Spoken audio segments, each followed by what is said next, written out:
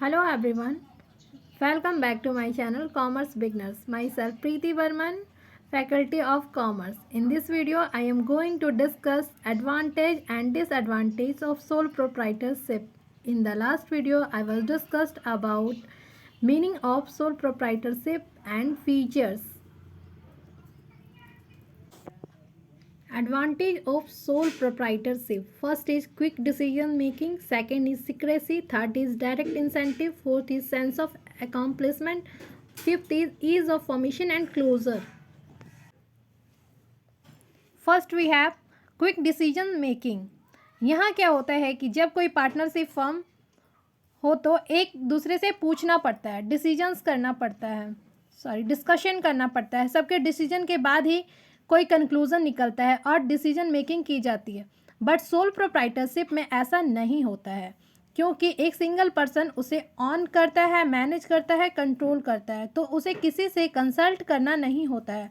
और जो भी टाइम टेकन लगता है पार्टनरशिप फॉर्म में डिसीजन मेकिंग के लिए, वो टाइम यहाँ पे सेव हो जाता है. क्योंकि जब भी कोई डिसीजन लेनी होगी, कोई भी चीज़ के बारे में सोचना होगा, देन वो सिंगल पर्सन अपनी एक्सपर्टीज और नॉलेज यूज करके डिसीजन मेकिंग करेगा. तो यहाँ पे ज़्यादा एफर्ट नहीं लगाना होता है किसी भी डिसीजंस को लेने के लिए. Then full freedom, that means यहाँ पे ऑनर के पास ये फ्रीडम होता है कि वे हर तरह के डिसीजंस को ले सके. Second we have secrecy, that means secret maintain करना. सी पार्टनरशिप में क्या होता है, 4 to 5 पार्टनर्स होते हैं.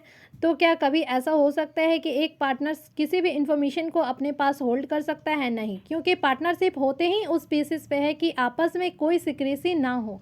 लेकिन यहाँ क्या होता है, सोल प्रोप्राइटरशिप एक अकेला व्यक्ति है, तो यहाँ पे उसे अपने बिजनेस से रिलेटेड कोई भी इंफॉर्मेशन को किसी भी पर्सन को बताने की ज़रूरत नहीं होती है, क्योंकि यहाँ पे किसी और का उसके बिजनेस में कोई रोल नहीं होता है. As a result of which वो अपनी सारी इंफॉर्मेशन अपने पास होल्ड कर सकता है और सीक्रेसी मेंटेन कर सकता है.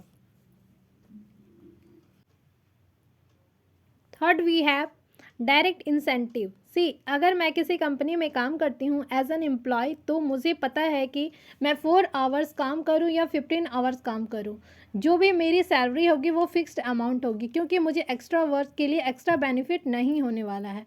बट ऐसी चीज़ सोल प्रोप्राइटरशिप में नहीं होती है. रीज़न बिंग, सोल प्रोप्राइटरशिप को पता है मैं अगर अपने बिजनेस में एक्स्ट्रा टाइम दूंगा तो सेल इंक्रीज होगा और उसका डायरेक्ट इंसेंटिव मुझे ही होगा, दूसरे पर्सन को नहीं होने वाला. As a result of which वो पर्सन इनर मोटिवेटेड फील करता है. Fourth is sense of accomplishment. See कभी हम ये फील करते हैं कि हम अपने बिजनेस को ऑन भी कर रहे हैं, मैनेज भी कर रहे हैं और कंट्रोल भी कर रहे हैं. दैट मीन्स हम कुछ अच्छा कर रहे हैं, कुछ प्रोडक्टिव कर रहे हैं. We are equally valuable as compare to other peoples. तो हम कुछ कर रहे होते हैं, उससे क्या आती है, सेटिस्फैक्शन वाली फीलिंग आती है खुद के लिए, जो कि सोल प्रोप्राइटरशिप में आना बनता है. क्योंकि एक अकेला पर्सन हर चीज़ मैनेज कर रहा होता है, सोसाइटी में कुछ कंट्रीब्यूट कर रहा होता है. As a result of it ये सेल्फ अकम्प्लिशमेंट वाली फीलिंग उसमें ही आती है. That's also an advantage of sole proprietorship. Fifth we have ease of formation and closure. जैसे कि मैंने अपने लास्ट वीडियो में डिस्कशन किया था कि सोल प्रोप्राइटरशिप को ओपन करने और क्लोज करने बहुत इजी होता है. जब आप ऑन करना चाहते हैं, किसी न्यू बिजनेस को एस्टेब्लिश करना चाहते हैं, तो उसके लिए आपको सिर्फ रजिस्ट्रेशन करानी होती है. लेकिन जब आप क्लोज करना चाहते हैं तो आपको कोई भी ऐसा लीगल फॉर्मेलिटी नहीं करनी होती है, उसकी कोई नीड नहीं होती है सोल प्रोप्राइटरशिप में. So that's also an advantage of sole proprietorship. Now we jump on disadvantage of sole proprietorship. First is limited resources. Second is limited life of a business concern. Third is unlimited liabilities. Fourth is limited managerial abilities. First we have limited resources. That means कोई single person जब business setup करना चाहता है तो उसके पास maximum कितने resource होंगे, क्योंकि वो किसी से ले तो सकता नहीं. फर्स्ट वो खुद के रिसोर्सेज को यूज करेगा अपने बिजनेस में, वो क्या होंगे, लिमिटेड नेचर के होंगे. तो जब कोई सोल प्रोप्राइटरशिप ऑन कर रहा हो, फर्स्ट वो अपनी सेविंग को यूज करता है और उसके बाद अगर उसको और रिसोर्सेज की नीड होती है तो वो लोन या रिलेटिव से उधार ले सकता है। बैंक भी उस पर्सन को लोन तभी प्रोवाइड करती है जब उसके पास कोलैटरल प्रॉपर्टी हो। कोलैटरल प्रॉपर्टी दैट मीन्स उसके पास कोई ऐसी असेट्स होनी चाहिए जिसको वो सिक्योरिटी के तौर पर बैंक में सबमिट कर सके। इन फ्यूचर अगर वो लोन के अमाउंट को पे ऑफ ना कर पाए तो बैंक उस प्रॉपर्टी को सेल करके अपना लोन अमाउंट रिकवर कर लेती है। So that is big disadvantage of sole proprietorship कि उसके पास रिसोर्सेज लिमिटेड नेचर के होते हैं।